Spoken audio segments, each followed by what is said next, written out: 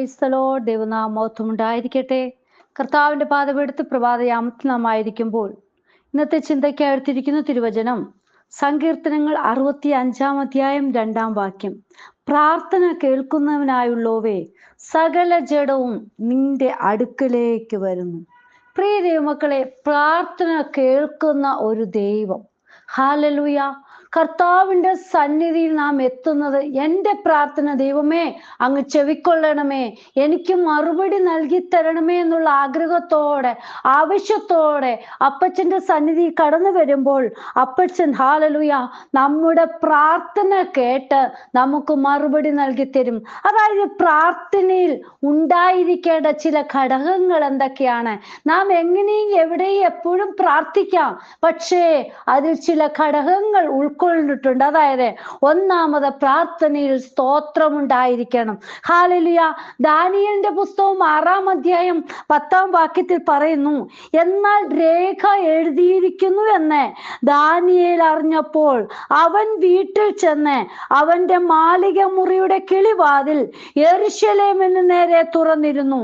താൻ മുമ്പേ ചെയ്തു വരുന്നത് പോലെ ദിവസം 3 പ്രാവശ്യം മുട്ടുകുത്തി തൻ്റെ ദൈവത്തിന്റെ സന്നിധിയിൽ പ്രാർത്ഥിച്ച് സ്തോത്രം ചെയ്തു. ഹല്ലേലൂയ. പ്രിയ ദൈവമക്കളെ, രാജാവിന്റെ കൽപ്പന ദാനിയേലിനെ അധൈര്യപ്പെടുത്തുകയോ തൻ്റെ പ്രാർത്ഥനാ സ്വഭാവത്തെ വ്യത്യാസപ്പെടുത്തുകയോ ചെയ്തില്ല. ഹല്ലേലൂയ. നോക്കൂ, അവന്റെ കിളിവാതിലുകൾ ദൈവാലയം സ്ഥിതി ചെയ്തിരുന്ന യെരൂശലേമിന് നേരെ തുറന്നിരുന്നു. അതായത് അപകടം അറിഞ്ഞിരുന്നു എങ്കിലും തൻ്റെ ആവശ്യങ്ങൾ ദൈവമുമ്പാകെ സമർപ്പിക്കുന്നതിൽ നിന്നും തന്നെ അകറ്റി നിർത്തുവാൻ അവൻ ഒന്നിനെയും അനുവദിച്ചില്ല. നാം ആണെങ്കിൽ നമ്മുടെ ജീവിതത്തിൽ എന്തെങ്കിലും പ്രയാസങ്ങൾ നേരിടുമ്പോൾ നാം പ്രാർത്ഥന കുറയ്ക്കാറില്ലേ?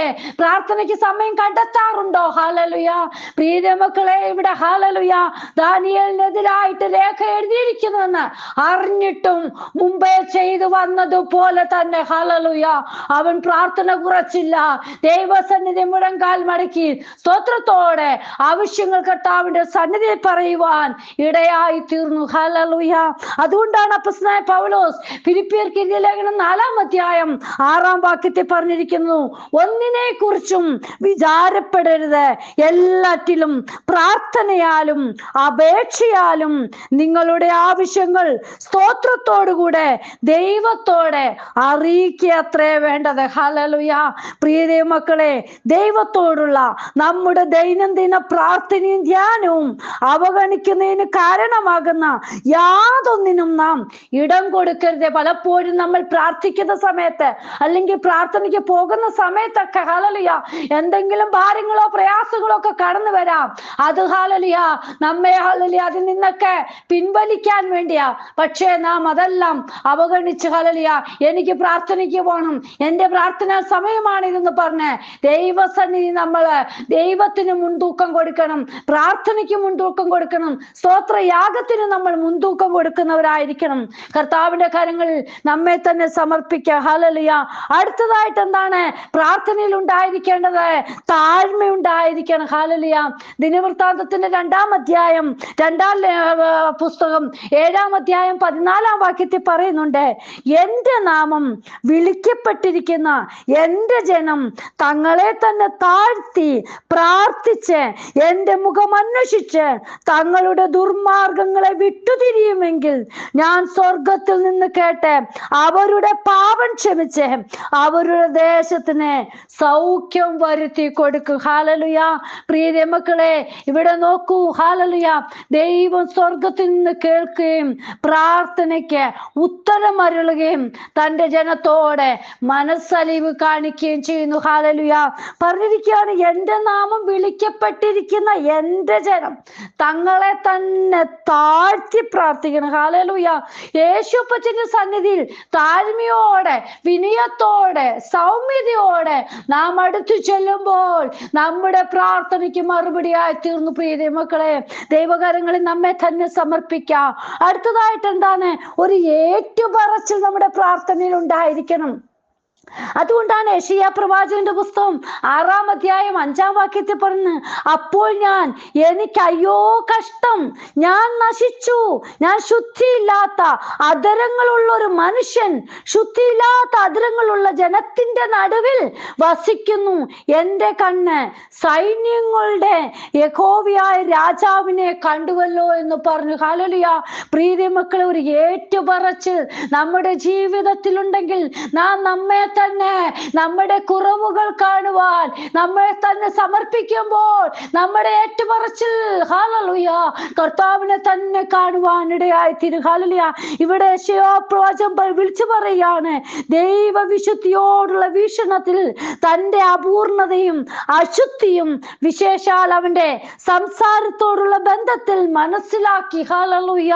നോക്കൂ, ദൈവത്തെ മുഖാമുഖം കണ്ടതിന്റെ ഫലമായി യെശയ്യാ ഭയപ്പെട്ടു.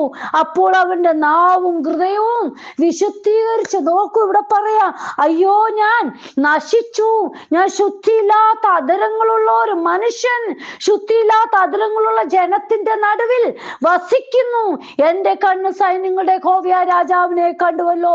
പ്രിയ മക്കളെ, യേശുപ്പച്ചനെ നാം കണ്ടു കഴിയുമ്പോൾ നമ്മുടെ ഹല്ലേലൂയ നമ്മുടെ ജീവിതത്തെ നമുക്ക് മനസ്സിലാക്കുവാൻ സാധിക്കും. ഹല്ലേലൂയ. നമ്മുടെ കുറവുകളെ നമുക്ക് കാണുവാൻ കഴിയും. ഹല്ലേലൂയ. കർത്താവിന്റെ കരങ്ങളിൽ നമ്മെ തന്നെ സമർപ്പിക്കാം. പ്രാർത്ഥനയിൽ എന്താണ്? ഹല്ലേലൂയ ഒരു താഴ്മയുണ്ടായിരിക്കണം, സ്തോത്രമുണ്ടായിരിക്കണം, ഒരു ഏറ്റുപറച്ചിലുണ്ടായിരിക്കണം, അടുത്തതായിട്ട് യാചനയുണ്ടായിരിക്കണം. ഹല്ലേലൂയ. ദാനിയേൽ പ്രവാചകന്റെ പുസ്തകം 6-ാം അധ്യായം 11-ാം വാക്യത്തിൽ പറയുന്നുണ്ട്, അപ്പോൾ ആ പുരുഷന്മാർ ബന്ധപ്പെട്ടു വന്നു ദാനിയേൽ തന്റെ ദൈവത്തിന്റെ സന്നിധി പ്രാർത്ഥിച്ച് അപേക്ഷിക്കുന്നത് കണ്ടു. ഹല്ലേലൂയ. നമുക്കെതിരായിട്ട് എന്തെങ്കിലും കുറ്റം ഹല്ലേലൂയ ചെയ്യുന്ന ജീവിതങ്ങൾ നമ്മുടെ അടുക്കലേക്ക് കടന്നു വരുന്ന ഒരു ദിനമുണ്ട്. പ്രിയ മക്കളെ, നാം പ്രാർത്ഥിക്കുമ്പോൾ അതിന് പ്രതിഫലമുണ്ട്, അതിന് ഹല്ലേലൂയ വിജയം കിട്ടും, അതിന് മറുപടി കിട്ടും. ഹല്ലേലൂയ. നമുക്കെതിരായിട്ട് ആരെല്ലാം എന്തെല്ലാം പറഞ്ഞാൽ ഹല്ലേലൂയ, നോക്കൂ, അത് നാം മറ്റുള്ളവരുടെ വാക്കുകൾ ചെവി കൊടുക്കാതെ ദൈവസന്നിധി നമ്മളെ മുഴങ്കാൽ മടക്കുകയാണോ, അവിടെ നമുക്ക് ഹല്ലേലൂയ വിജയം കൈവരിപ്പാൻ ഇടയായിത്തീരും, മറുപടി ലഭിപ്പാൻ ഇടയായിത്തീരും. ഹല്ലേലൂയ. അടുത്തതായിട്ട് എന്താണ്? പ്രാർത്ഥനയിൽ കണ്ണുനീരുണ്ടായിരിക്കണം. 42-ാം സങ്കീർത്തനം 3-ാം വാക്യത്തിൽ പറയുന്നു, നിന്റെ ദൈവം എവിടെയെന്ന് അവർ എന്നോട് നിത്യം പറയുന്നത് കൊണ്ട് എൻ്റെ കണ്ണുനീർ രാവും പകലും എൻ്റെ ആഹാരമായി തീർന്നിരിക്കുന്നു. പ്രിയ മക്കളെ, പലപ്പോഴും പലരും നിങ്ങളോട് ചോദിച്ചിട്ടില്ലേ, നമ്മോട് ഓരോരുത്തരോടും ചോദിച്ചിട്ടില്ലേ, ഓ നീ നാളുകളായിട്ട് പ്രാർത്ഥിച്ചിട്ട് നിന്റെ വിഷയത്തിന് ഇതുവരെ മറുപടി കിട്ടിയോ, നിന്റെ കണ്ണുനീർ തോർന്നോ, നിനക്ക് സൗഖ്യം കിട്ടിയോ എന്നൊക്കെ ചോദിച്ചിട്ടില്ലേ? പ്രിയ മക്കളെ, നമ്മുടെ കണ്ണുനീർ കാണുന്ന യഹോവ നമ്മോട് കൂടെയുണ്ട്, കണ്ണുനീരിന് മറുപടി ഉണ്ട്. ഹല്ലേലൂയ. ശമൂവേൽ പ്രവാചകന്റെ 1-ാം പുസ്തകം 1-ാം അധ്യായം 10-ാം വാക്യത്തിൽ പറയുന്നുണ്ട്, അവൾ മനോവസനത്തോടെ യഹോവയോട് പ്രാർത്ഥിച്ച് വളരെ കരഞ്ഞു. ഹല്ലേലൂയ. ഹന്ന ദൈവസന്നിധിയിൽ കരഞ്ഞതിന്റെ ഫലമായിട്ട് അവൾ പ്രാർത്ഥിച്ച് ഹല്ലേലൂയ ഒരു മകന് വേണ്ടി പ്രാർത്ഥിച്ചെങ്കിൽ ഹല്ലേലൂയ ദൈവം അവൾക്ക് ഹല്ലേലൂയ ഒരു മകനെ മാത്രമല്ല പ്രിയ മക്കളെ നൽകി കൊടുത്തത്, നമ്മുടെ ആവശ്യങ്ങൾ അറിയുന്ന അപ്പൻ, നമുക്ക് വേണ്ടി കരുതുന്ന അപ്പൻ നമ്മോട് കൂടെയുണ്ട്. ഹല്ലേലൂയ. അടുത്തതായിട്ട് നമ്മുടെ പ്രാർത്ഥനയിൽ നിലവിളി ഉണ്ടായിരിക്കണം. 61-ാം സങ്കീർത്തനം 1-ാം വാക്യത്തിൽ പറയുന്നുണ്ട്, ദൈവമേ എൻ്റെ നിലവിളി കേൾക്കണമേ, എൻ്റെ പ്രാർത്ഥന ശ്രദ്ധിക്കണമേ. ഹല്ലേലൂയ. പ്രിയ മക്കളെ, നമ്മുടെ നിലവിളി കേൾക്കുന്ന അപ്പൻ, നമ്മുടെ പ്രാർത്ഥന ശ്രദ്ധിക്കുന്ന അപ്പൻ നമുക്ക് വേണ്ടി മറുപടി നൽകി തരും.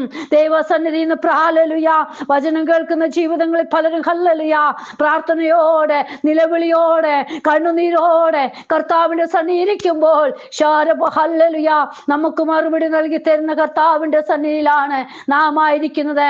നമുക്ക് നിശ്ചയമായിട്ടും നമ്മുടെ വിഷയത്തിന് മറുപടി നൽകി തരും. ഹല്ലേലൂയ. അടുത്തതായിട്ട് എന്താണ്? പാട്ട്. ഹല്ലേലൂയ.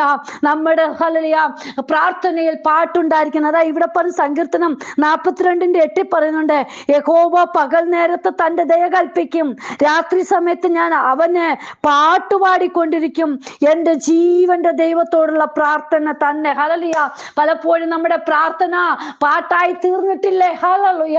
പ്രിയ മക്കളെ, നമ്മുടെ പ്രാർത്ഥന ഹല്ലേലൂയ ദൈവ ശ്രദ്ധ വെച്ച് കേൾക്കുന്നുണ്ട്.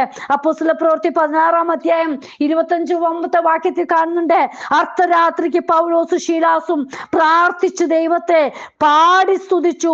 തടവുകാർ ശ്രദ്ധിച്ചുകൊണ്ടിരുന്നു. ഹല്ലേലൂയ. കാരാഗ്രഹത്തിൽ കിടക്കുമ്പോഴും നമുക്ക് പാട്ടുപാടി ആർത്തുഘോഷിക്കുവാനിടയായിത്തീരും. ഹല്ലേലൂയ. കാരാഗ്രഹത്തെ ഇളക്കി മറിക്കുന്നതാണ് ദൈവത്തോടുള്ള പ്രാർത്ഥനയുടെ സമീപനം. പ്രീതിമക്കളെ, ദൈവകരങ്ങളിൽ നമ്മെ തന്നെ സമർപ്പിക്കാം. കർത്താവേ, ഇന്ന് ഹല്ലേലൂയ ഈ വചനം കേൾക്കുന്ന ഓരോ മക്കളുടെ ജീവിതത്തിലും പ്രാർത്ഥനയ്ക്ക് വേണ്ടുന്ന ഈ സ്വഭാവങ്ങള്, ഈ ഘടകങ്ങളൊക്കെ ഉണ്ടായിത്തീരുവാനിടയാകണമേ. പ്രാർത്ഥനയിൽ വിടുതൽ ഹല്ലേലൂയ ഓരോ മക്കളും അനുഭവിപ്പാനിടയാകട്ടെ. കർത്താവേ, കരങ്ങളിലേക്ക് സമ്പൂർണ്ണമായി സമർപ്പിക്കുന്നു. യേശുപ്പൻ ഓരോ മക്കളെയും അനുഗ്രഹിക്കണം. അങ്ങയുടെ വരവിനെ നോക്കി പാർക്കുവാൻ ദൈവം എല്ലാവർക്കും കൃപ ചെയ്യണമേ. അവിടുന്ന് പ്രാർത്ഥന കേട്ടതിനായി സ്തോത്രം. യേശുവിൻ നാമത്തിൽ തന്നെ ആമേൻ. God bless you all. ബിനുവജു, മുംബൈ. ഹല്ലേലൂയ. സ്തോത്രം.